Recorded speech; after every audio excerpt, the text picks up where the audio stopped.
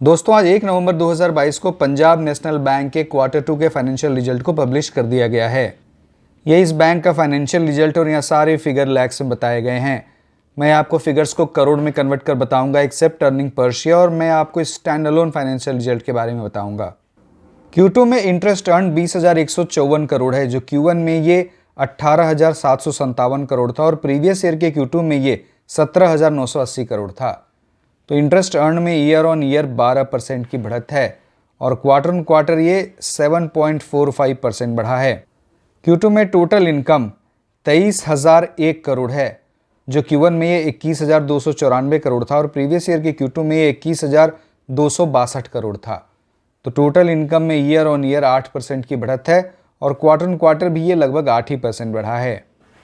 Q2 में operating profit 5,567 crore है, जो Q1 में ये 5,379 करोड़ था और प्रीवियस ईयर के Q2 में ये 4,021 करोड़ था। तो ऑपरेटिंग प्रॉफिट में ईयर ऑन ईयर 38% की बढ़त है और क्वार्टर ऑन क्वार्टर ये लगभग 3.5% बढ़ा है।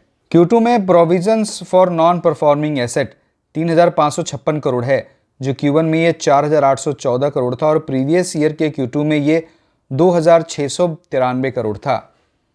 तो नॉन परफॉर्मिंग एसेट के लिए जो प्रोविज़न है उसमें ईयर ऑन ईयर बेसिस पर 32% की बढ़त हुई है और क्वार्टर ऑन क्वार्टर बेसिस पर ये 26% गिरा है। तो ईयर ऑन ईयर बेसिस पर प्रोविजंस में 32% की बढ़त हुई है, तो ये थोड़ी ख़राब बात है। Q2 में नेट प्रॉफिट 411 करोड़ है, जो Q1 में ये 308 करोड़ था और प्रीवियस ईयर के Q1 में ये 1,105 करोड़ था। तो पैट में ईयर ऑन ईयर बेसिस पर लगभग 63% की कमी हुई है और अगर क्वार्टर ऑन क्वार्टर देखिए तो ये 33% बढ़ा है। ईयर ऑन ईयर बेसिस पर नेट प्रॉफिट में इतनी कमी प्रोविजंस के इंक्रीज होने से ही हुई है। Q2 में अर्निंग पर शेयर 37 पैसे है, जो Q1 में ये 28 पैसे था और प्रीवियस ईयर के Q2 में ये 1 रुपये था। EPS में ईयर ऑन ईयर बेसिस पर 63% की कमी हुई है और क्वार्टर ऑन क्वार्टर बेसिस पर ये 32% बढ़ा है। अब चलिए हम लोग इस बैंक के NPA रेशियोज़ को देखते हैं। Q2 में परसेंटेज ऑफ ग्रॉस NPA 10.48% है, जो प्रीवियस क्वार्टर में ये 11.27% था और प्रीवियस ईयर के Q2 में ये 13.63% था।